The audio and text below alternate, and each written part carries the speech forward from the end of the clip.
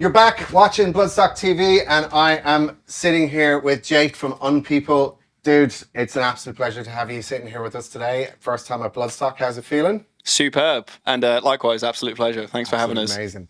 A massive congratulations has to be said for this EP that basically was like, you know, when you watch District 9 and the fucking shit comes out of the clouds and everyone What a just reference. goes, holy shit. Yeah, thank you. Well, that's the impact it had on me. It absolutely blew me away. Thank you so much, man. I think I've listened to it every single day. Well, each track as it was coming out.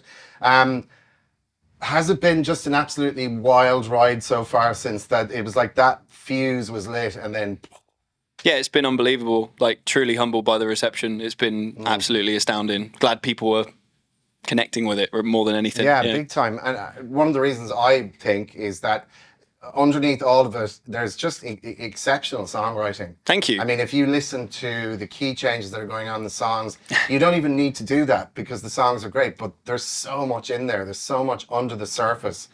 And the harmony vocals, everything that's going on with it, that I'm a sucker for that. And yeah, just absolutely incredible. I'm glad it's getting noticed. Yeah, well, we really care about it. So yeah. Well, I can see that. You can hear it. The chemistry between you guys is very obvious as well. Thank you. I know the story about how it all came together, and Meg was the last piece in the jigsaw, but was right underneath your nose the whole time and all that sort of stuff. Time she was right but like when you sort of all got into a room eventually and the songs started coming out, was there an immediate chemistry and balance there between you, or did it take a little bit of finessing? I mean, it's always going to take a little bit of finessing, but we're very lucky that we were all kind of on the same page, as it were, as to what we wanted to achieve with it. And we all have sort of broadly similar influences when it comes to how we want to approach the songwriting and what we want to do with it. So it's, it's always going to take some work, but that's it. Anything that's worth having, you need to work hard for it. Absolutely. Yeah. So first single, Smother, yes, and then Waste came out. Yes. But it wasn't the original idea that Waste was originally going to be the first single. I personally wanted Waste to be the first single, but we have a really, really good team at Sharp Tone Records, and they know what they're doing. So when Nathan suggested Smother, I was like, dude, have at it. You know what you're talking about. I'll take your word for it. And I'm so glad we did it that way around. Now. It could be under different circumstances if you did it another way. Not that you never know, but yeah, totally. Still, you know, what a first single. I mean, you had me from the get go. Thank you. And then fabulous things started to happen very, very fast. There were some great DJs that picked up on it, got on some cool shows, and then Metallica. Yeah. So. That little thing. Were you just? Like, I'm just chuffed that. How did it happen? Wolfgang Van Halen had to pull out of that show. I'm so grateful. Offense. No offense, Wolfie. Hey, love you. No, but how did, like, obviously there is a gazillion bands that would be in line ready to do whatever is required. It's truly a case of right place, right time. Wow. In all honesty, on our agent's part, and he got many kisses, I must say. Yeah. I'd say so. I saw the footage of you walking out there, like out onto that stage. Is it just fucking mind blowing when you go out into this, what is essentially a small go-kart racetrack? Yeah. Hetfield's Walkway. Yeah, that was. I checked with the stage manager before we went on. I was like, "Am I allowed to use the ego ramp?" Yeah, he was like, "Dude, have at it." And That's then amazing. I was discussing it with the band before we went on. I was like, "Right, hit the intro. I'm going to walk around that."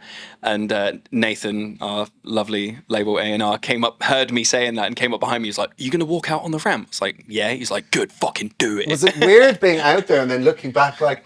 Hi, like hello. A mile away. Yeah. Wow. I mean, luckily it only kind of lasted. I was pretty rapid, I must say. Yeah. I could have actually left it a little bit longer and like boosted the ego even more, but no, you know, had a job to do. So. Yeah. And did you meet anyone from Metallica at all? Me and Richie bumped into the man, the myth, the legend, James Hetfield. Wow. Yeah. Unbelievable. I shook the right hand of Hetfield. Right. Yeah. So you now have the gold. I got the power, man. Yeah. I've not washed the hand since. Yeah. But I'm left-handed, so I'm kind of screwed. Right. Okay, so the EP came out shortly after Smother and Waste EP was dropped. Absolutely cracking selection of songs. Thank you. Is there going to be? I know there's a vinyl or there's an album, full album coming. So first question, will the EP be released on a small press of vinyl? Is there any ideas for that? That is the plan, That's yes. the plan.